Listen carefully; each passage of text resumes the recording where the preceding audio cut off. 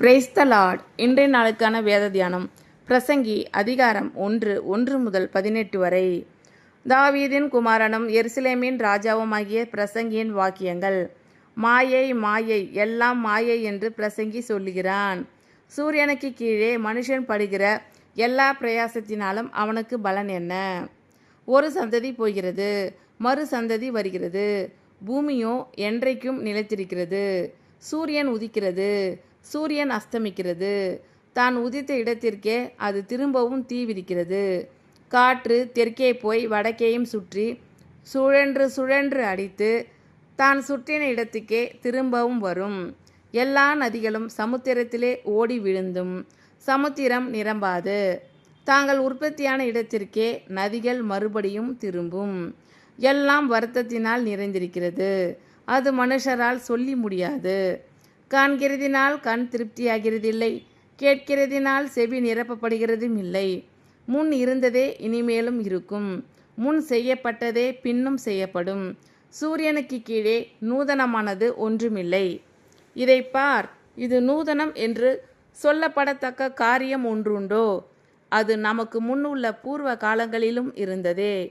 முன் இருந்தவைகளை பற்றி ஞாபகம் இல்லை, அப்படியே பின்வரும் காரியங்களை பற்றியும் இனிமேல் இருப்பவர்களுக்கு ஞாபகம் இராது.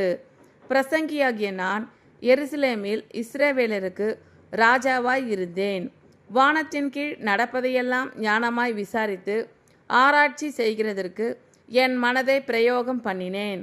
மனுபுத்திரர் இந்த கடும் தொல்லையில் அடிபடும்படிக்கு தேவன் அதை அவர்களுக்கு நியமித்திருக்கிறார். சூரியனுக்கு கீழே செய்யப்படுகிற காரியங்களையெல்லாம் கவனித்து பார்த்தேன். இதோ எல்லாம் மாயையும் மனதுக்கு சஞ்சலமுமாய் இருக்கிறது. கோணலானதை நேராக்கக்கூடாது, குறைவானதை எண்ணி முடியாது. இதோ நான் பெரியவனாய் இருந்து எனக்கு முன் எருசலேமில் இருந்த எல்லாரை பார்க்கிலும் ஞானமடைந்து தேறினேன். என் மனம் மிகுந்த ஞானத்தையும் அறிவையும் கண்டறிந்தது என்று நான் என் உள்ளத்திலே சொல்லிக்கொண்டேன்.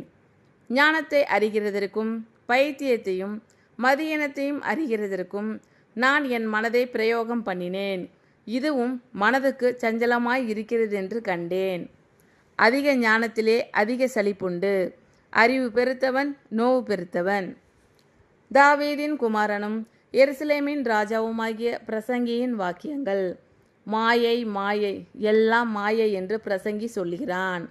சூரியனுக்கு கீழே மனுஷன் படுகிற எல்லா பிரயாசத்தினாலும் அவனுக்கு பலன் என்ன? ஒரு சந்ததி போகிறது, மறு சந்ததி வருகிறது. பூமியோ என்றைக்கும் நிலைத்திருக்கிறது. சூரியன் உதிக்கிறது, சூரியன் அஸ்தமிக்கிறது. தான் உதித்த இடத்திற்கே அது திரும்பவும் தீவிரிக்கிறது. காற்று தெற்கே போய் வடக்கேயும் சுற்றி சுழன்று சுழன்று அடித்து தான் சுற்றின இடத்துக்கே திரும்பவும் வரும். எல்லா நதிகளும் சமுத்திரத்திலே ஓடி விழுந்தும் சமுத்திரம் நிரம்பாது. தாங்கள் உற்பத்தியான இடத்திற்கே நதிகள் மறுபடியும் திரும்பும். எல்லாம் வருத்தத்தினால் நிறைந்திருக்கிறது, அது மனுஷரால் சொல்லி முடியாது. காண்கிறதினால் கண் திருப்தியாகிறதில்லை, கேட்கிறதினால் செவி நிரப்பப்படுகிறதும் இல்லை. முன் இருந்ததே இனிமேலும் இருக்கும், முன் செய்யப்பட்டதே பின்னும் செய்யப்படும். சூரியனுக்கு கீழே நூதனமானது ஒன்றுமில்லை. இதை பார், இது நூதனம் என்று சொல்லப்படத்தக்க காரியம் ஒன்றுண்டோ? அது நமக்கு முன் உள்ள பூர்வ காலங்களிலும் இருந்ததே. முன் இருந்தவைகளை பற்றி ஞாபகம் இல்லை, அப்படியே பின்வரும் காரியங்களை பற்றியும் இனிமேல் இருப்பவர்களுக்கு ஞாபகம் இராது. பிரசங்கியாகிய நான் எருசலேமில் இஸ்ரவேலருக்கு ராஜாவாய் இருந்தேன்.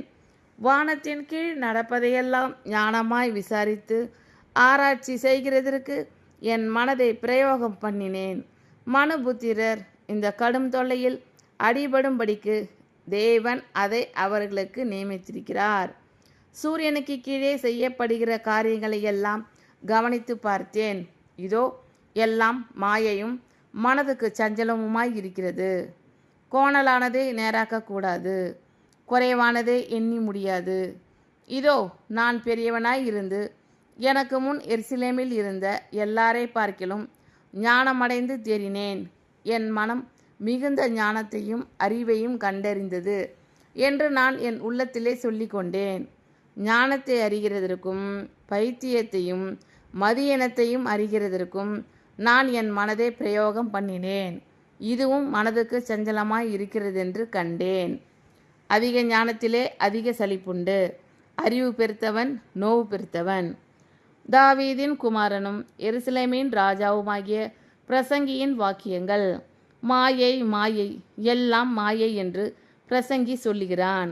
சூரியனுக்கு கீழே மனுஷன் படுகிற எல்லா பிரயாசத்தினாலும் அவனுக்கு பலன் என்ன?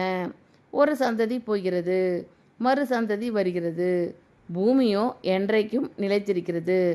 சூரியன் உதிக்கிறது, சூரியன் அஸ்தமிக்கிறது. தான் உதித்த இடத்திற்கே அது திரும்பவும் தீவிரிக்கிறது.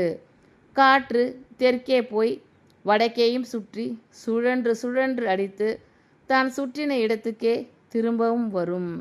எல்லா நதிகளும் சமுத்திரத்திலே ஓடி விழுந்தும் சமுத்திரம் நிரம்பாது. தாங்கள் உற்பத்தியான இடத்திற்கே நதிகள் மறுபடியும் திரும்பும். எல்லாம் வருத்தத்தினால் நிறைந்திருக்கிறது. அது மனுஷரால் சொல்லி முடியாது. காண்கிறதினால் கண் திருப்தியாகிறதில்லை, கேட்கிறதினால் செவி நிரப்பப்படுகிறதும் இல்லை. முன் இருந்ததே இனிமேலும் இருக்கும், முன் செய்யப்பட்டதே பின்னும் செய்யப்படும். சூரியனுக்கு கீழே நூதனமானது ஒன்றுமில்லை. இதை பார், இது நூதனம் என்று சொல்லப்படத்தக்க காரியம் ஒன்று உண்டோ? அது நமக்கு முன் உள்ள பூர்வ காலங்களிலும் இருந்ததே. முன் இருந்தவைகளை பற்றி ஞாபகம் இல்லை, அப்படியே பின்வரும் காரியங்களை பற்றியும் இனிமேல் இருப்பவர்களுக்கு ஞாபகம் இராது. பிரசங்கியாகிய நான் எருசலேமில் இஸ்ரவேலருக்கு ராஜாவாய் இருந்தேன். வானத்தின் கீழ் நடப்பதையெல்லாம் ஞானமாய் விசாரித்து ஆராய்ச்சி செய்கிறதற்கு என் மனதை பிரயோகம் பண்ணினேன். மனுபுத்திரர் இந்த கடும் தொல்லையில் அடிபடும்படிக்கு தேவன் அதை அவர்களுக்கு நியமித்திருக்கிறார். சூரியனுக்கு கீழே செய்யப்படுகிற காரியங்களை எல்லாம் கவனித்து பார்த்தேன். இதோ எல்லாம் மாயையும் மனதுக்கு சஞ்சலமுமாய் இருக்கிறது. கோணலானதை நேராக்கக்கூடாது, குறைவானதை எண்ணி முடியாது. இதோ நான் பெரியவனாய் இருந்து எனக்கு முன் எருசலேமில் இருந்த எல்லாரை பார்க்கிலும் ஞானமடைந்து தேறினேன். என் மனம் மிகுந்த ஞானத்தையும் அறிவையும் கண்டறிந்தது என்று நான் என் உள்ளத்திலே சொல்லி கொண்டேன். ஞானத்தை அறிகிறதற்கும் பைத்தியத்தையும் மதியனத்தையும் அறிகிறதற்கும் நான் என் மனதை பிரயோகம் பண்ணினேன். இதுவும் மனதுக்கு சஞ்சலமாய் இருக்கிறதென்று கண்டேன். அதிக ஞானத்திலே அதிக சலிப்புண்டு. அறிவு பெருத்தவன் நோவு பெருத்தவன். ஆமீன். Thank you Lord. கர்த்தர் உங்கள் அனைவரையும் ஆசீர்வதிப்பாராக. God bless you all.